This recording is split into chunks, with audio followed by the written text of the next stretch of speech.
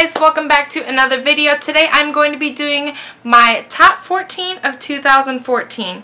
Now this year I've read a total of 63 books, so it's kind of hard to narrow down to only 14, but I think I managed it. Now all the books that are on my list didn't necessarily come out in 2014, I just read them in 2014. Now these books are going to be in no particular order. First I'm going to do the first 9 books, which are in no particular order, and then I will do my top 5 for you guys. So yes, let's get started. Alright, making my list, starting off is going to be The Fault in Our Stars by John Green. I think majority of you guys know what this is about. It's just beautiful. If you guys have not read this book yet, you need to.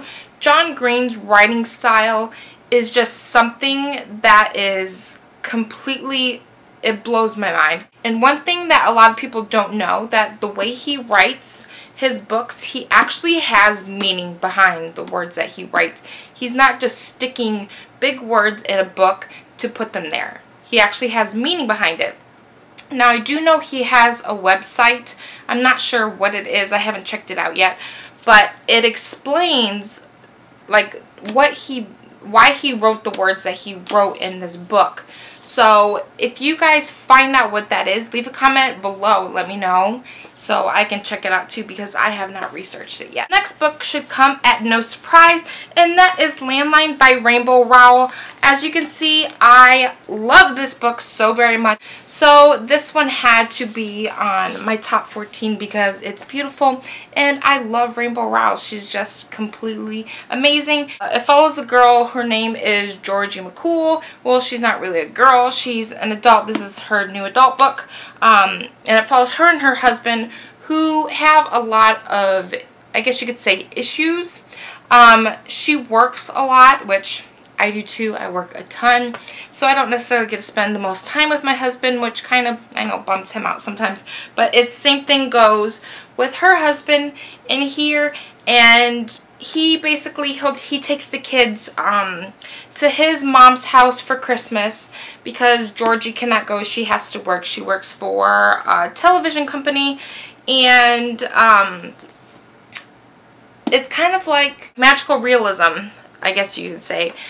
Basically, she finds this old phone that in her parents' house, because she goes and stays with her mother for a while her husband's gone, and she connects with her husband in the past. I think it's like 17 or 20 years ago, something like that. I don't remember. It was like back in June or July when I read it.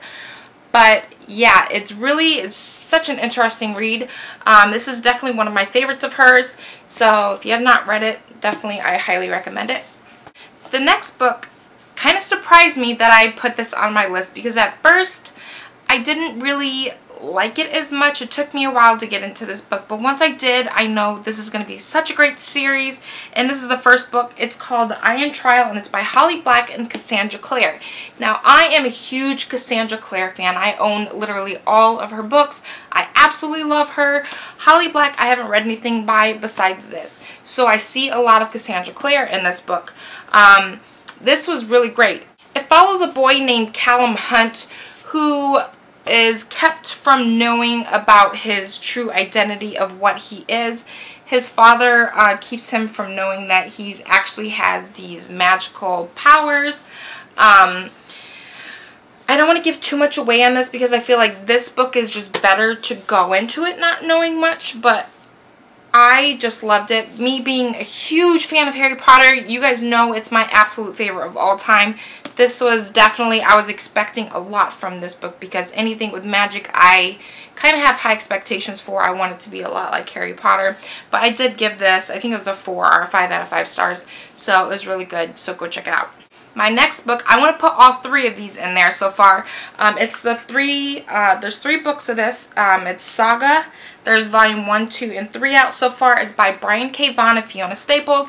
This, fair warning, if you are under the age of, I would say maybe 16, maybe even 18, I wouldn't read this.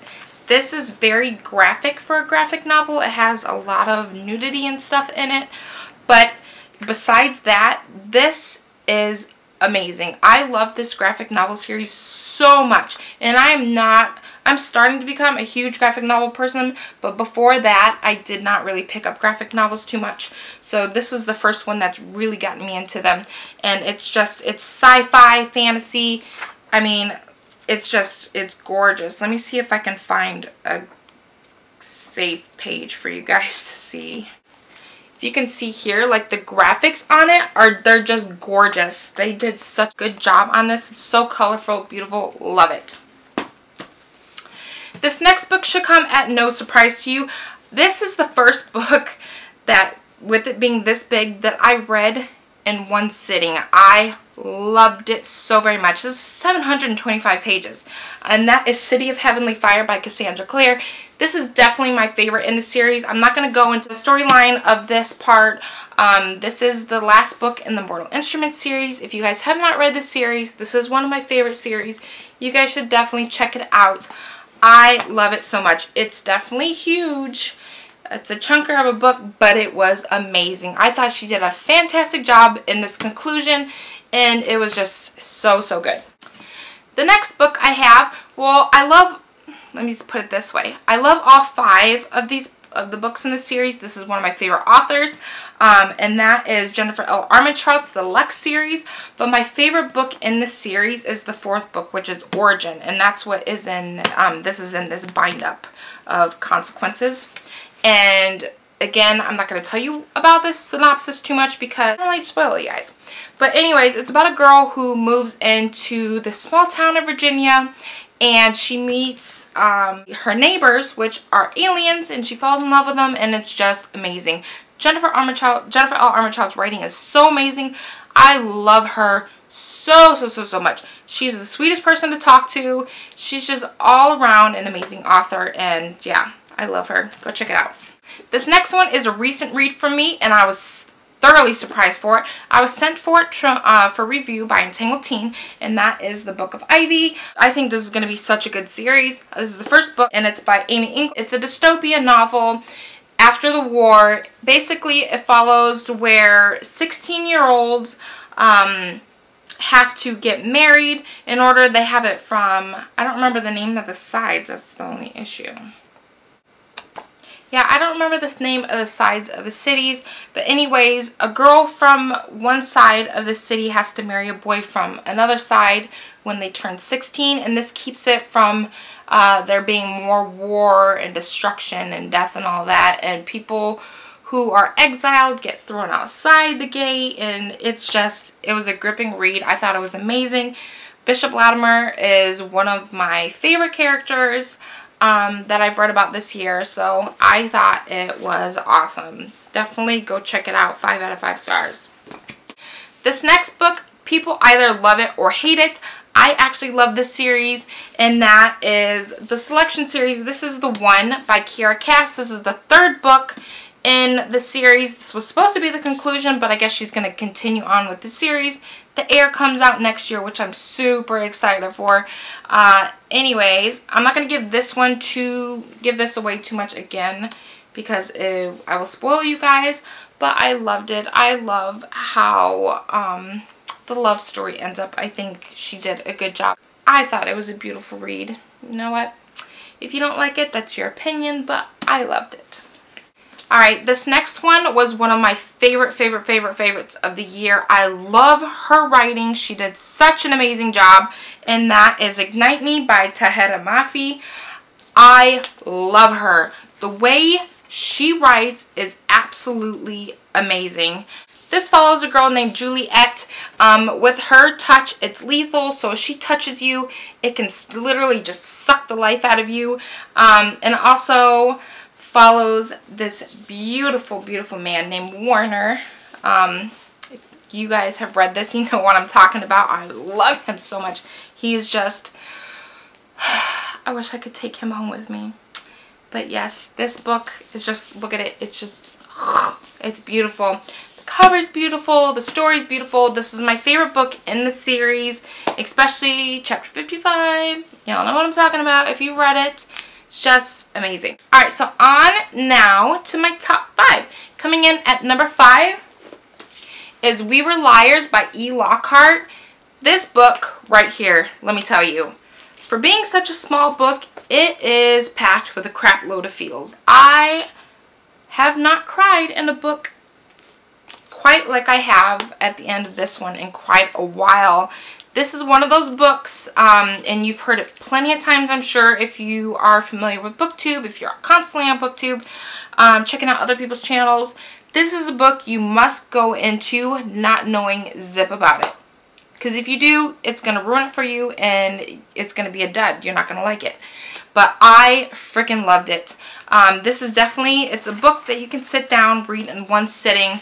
It's just so amazing. It's like contemporary mixed with paranormal. It's just, it was so beautiful. Her writing was poetic. I just love this book. I can't talk about this enough.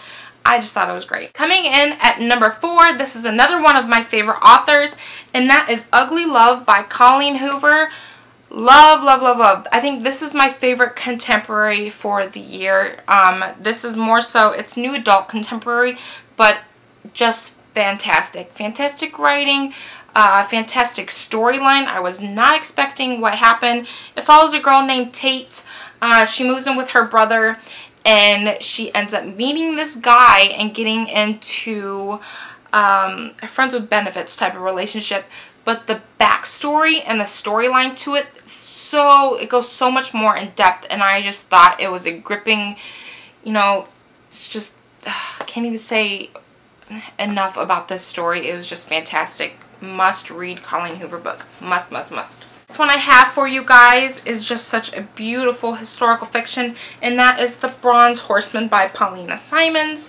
This is one of those books where you have to take your time with, but when you do, the story to it is just, it's gorgeous. I feel like Paulina Simons, that woman knows what she's doing. It was beautiful. The writing in it was gorgeous. The love story was gorgeous. I got so frustrated at times with some of the characters because of the way they treated the main character, Tatiana. She was just so deserving of so much more, and she just got treated by her family like crap. I was just so connected and enthralled and entranced with this story. It's just beautiful. If you have not read this one, I beg of you, if you're looking for a historical fiction to get into, I think this is a good way to start. And then my last two, coming in at number 2 and at number 1, are the first and second book in a series.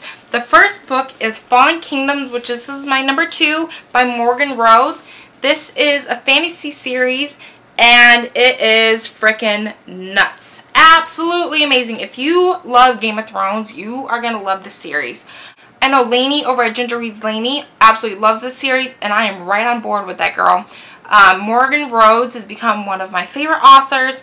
She is just, I love this series so much. I just read this for December, and I'm so happy I read this for the end of the year because freaking amazing. And then number 1 is Rebel Spring by Morgan Rhodes, and I actually just finished this today, and this was even better than the first one. I cannot wait to read Gathering Darkness, which is the third one. I'm probably going to start that here in December and then finish it in January, but yeah, definitely I think this is my favorite book of 2014. Alright guys, let me know in the comment section below what was your favorite book for 2014, or even your top 5. I would love to see what you guys read this year. What ones were your favorites? Might give me some good ideas of what I should read for the year of 2015. And stay tuned. I have a video coming up for my 2015 New Year's resolutions for my BookTube channel and for my reading. And I will see you guys next time. Bye. Mwah.